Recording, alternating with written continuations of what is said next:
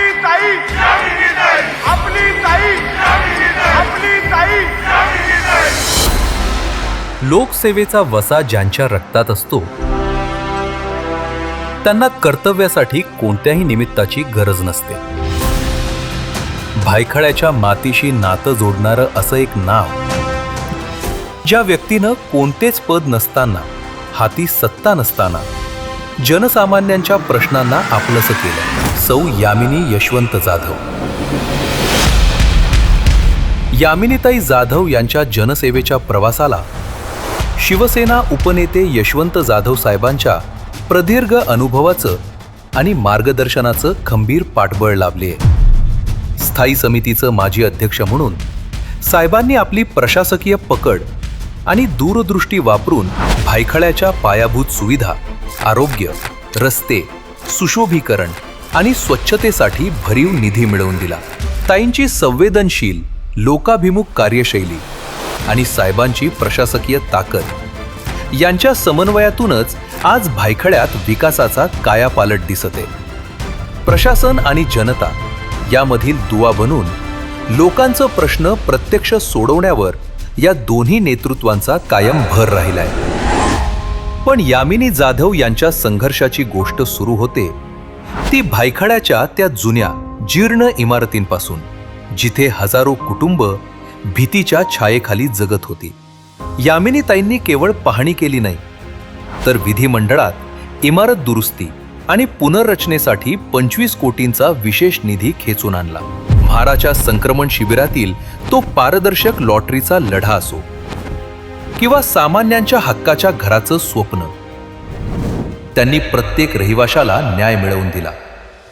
जेव्हा पूर्ण जग कोरोनाच्या भयाखाली घरात बसलं होतं, तेव्हा कोणतीही मर्यादा आड येऊ न देता, आपल्या जीवाची पर्वा न करता यामिनीताई रस्त्यावर उतरल्या.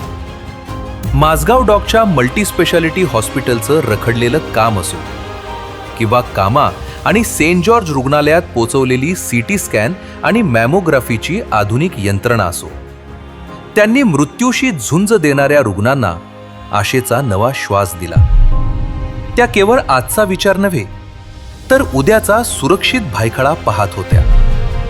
जे रुग्णालयात नशामुक्ती केंद्र उभारून तरुण पिढी वाचवण्याचा त्यांचा ध्यास आहे. शक्ती कायद्याद्वारे महिला सुरक्षा असो किंवा स्थानिकांना 80% रोजगाराचा हक्क, आपल्या हक्काच्या नेत्या सौ यामिनी जाधव यांनी नेहमीच खंबीर बाणा दाखवलाय. मुंबईची जीवनवाहिनी असलेल्या बेस्टच्या कर्मचाऱ्यांच्या वसाहतींची दुरवस्था पाहून त्यांचं मन हेलावलं आणि तिथल्या 50 कोटींच्या निधीसाठी त्यांनी आवाज उठवला. आपल्या रक्षकांच्या म्हणजेच पोलिसांच्या हक्काच्या घरांसाठी त्यांनी घेतलेल्या पुढाकाराची साक्ष आजही भायखळ्याच्या 28 पोलीस वसाहतींमधील भिंती अभिमानानं देत आहेत. तसेच यामिनीताईंनी महिला पोलिसांना गरोदरपणात गणवेशामुळे येणाऱ्या शारीरिक अडचणी लक्षात घेऊन पहिल्या महिन्यापासून साडी नेसण्याची परवानगी देण्याची गरज विधानसभेत मांडली. या मुद्द्याची तातडीनं दखल घेत राज्य शासनानं अधिसूचना देखील जारी केली. हाती सत्ता नसतानाही केवळ जनसेवेच्या जोरावर कामाचा डोंगर उभा करणाऱ्या आपल्या हक्काच्या नेत्या सौ यामिनी यशवंत जाधव.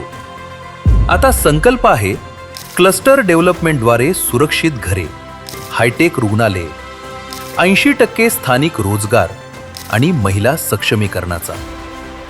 स्मार्ट व सुरक्षित प्रभाग क्रमांक 9 घडवण्यासाठी यामिनीताई सदैव कटिबद्ध आहेत.